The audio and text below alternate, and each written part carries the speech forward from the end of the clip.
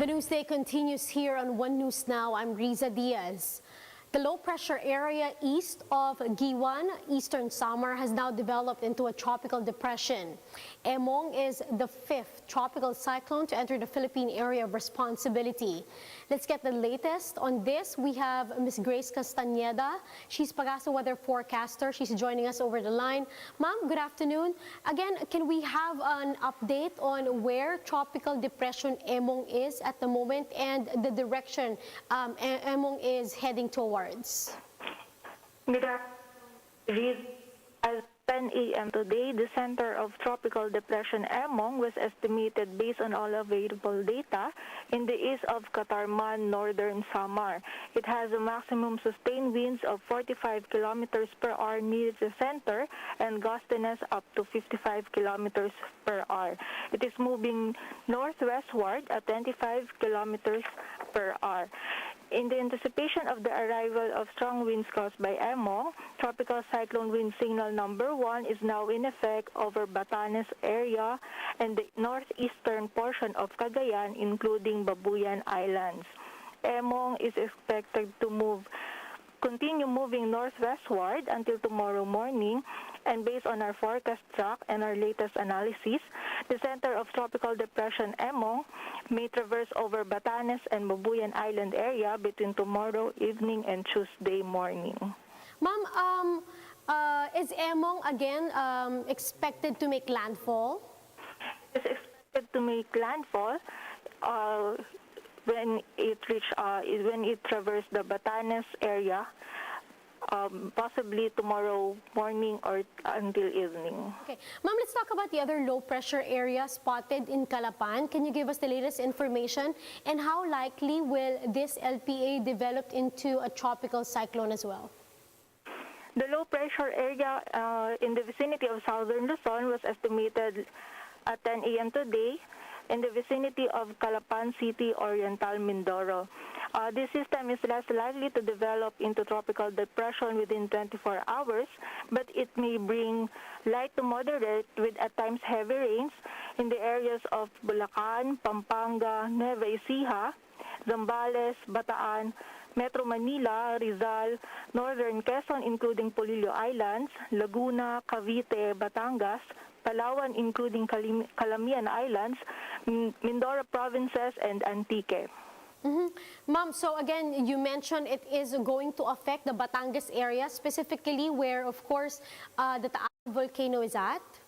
Yes, it may bring light to moderate with at times heavy rains in the area of Batangas, and the people there are advised to avoid exposure or avoid staying under the rain, as these rain waters may contain acids that may affect human health.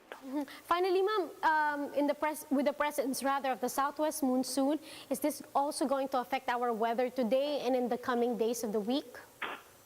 Because the low-pressure area and the southwest monsoon are the system that are now bringing rain over the areas that I mentioned a while ago, and this tropical depression Emong, as it traverses in the northern section of our country, may also enhance the southwest monsoon and may bring rains in the next days. Well, thank you for giving us those updates. That was Ms. Grace Castañeda, Pagasa weather forecaster. Meanwhile, the Interagency Task Force Against COVID-19 released new guidelines concerning fully vaccinated individuals. In a video released to the public this morning, presidential spokesperson Roque said fully vaccinated individuals may use their vaccination cards as an alternative to any COVID testing requirement for domestic travels. Fully vaccinated senior citizens, meanwhile, are allowed to travel within areas under GCQ and MGCQ. Roque explained that a person is considered fully vaccinated at least 2 weeks after receiving his or her second dose in a 2-dose vaccine series or a single-dose vaccine. The vaccine administered should have been approved by local regulators or the World Health Organization.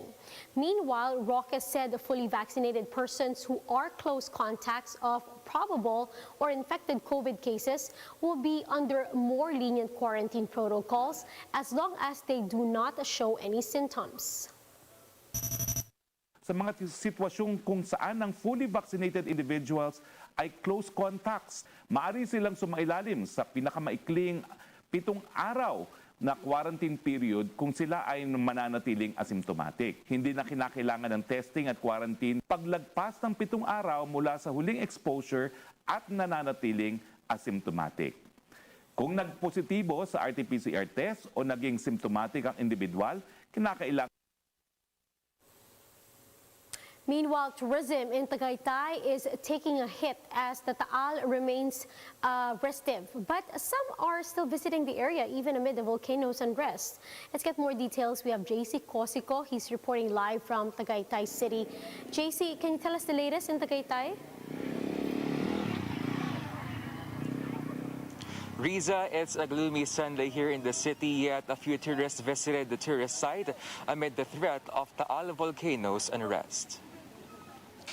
At the picnic grove, only a few guests were seen roaming around the area. Some of them came all the way from Caloocan, like Jo Marie and his girlfriend, who are celebrating their 6th anniversary. The same scenario can be observed at the People's Park, which was often frequented by tourists on a Sunday. Tourists, including cyclists, were also seen in several viewing decks of the volcano, which remains under alert level 3. They say they want to exercise and enjoy the cold weather currently experienced in the city. The city's tourist police, however, notes foot traffic is quite few compared to previous weeks in light of Taal's unrest. That's why some vendors say their earnings are also affected. Riza, the PNP reminds the public to follow minimum public health standard to control the spread of COVID-19, and they are also ready to evacuate tourists should the need arises. Back to you. Thank you for that report and stay safe. That's JC Cosico reporting live from Tagaytay City. And we'll be back with more stories after the break. Keep it here on One News.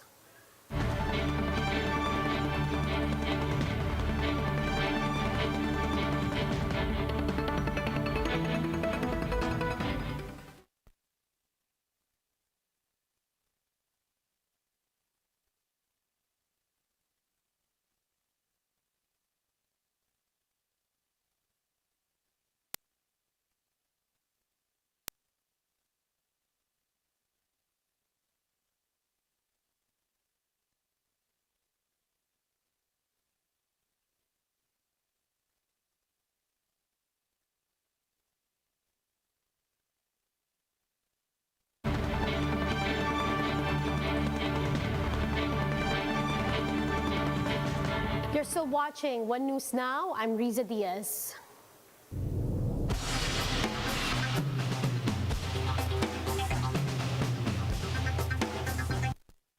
Here are the biggest stories we're following across the world. Ukraine's health ministry is investigating why a 47-year-old man died 4 hours after receiving a shot of Pfizer COVID-19 vaccine. Reuters reports that the death may have no connection to the shot since 5 other people who were vaccinated from the same vial were in a satisfactory condition. The ministry says that under Ukrainian law and international standards for adverse events after immunization, every death that occurs within 30 days must be investigated. In a statement, Pfizer says that there has been no causal link established in this case yet. About 2 million out of 41 million Ukrainians have received their first shot of anti-COVID vaccines since February.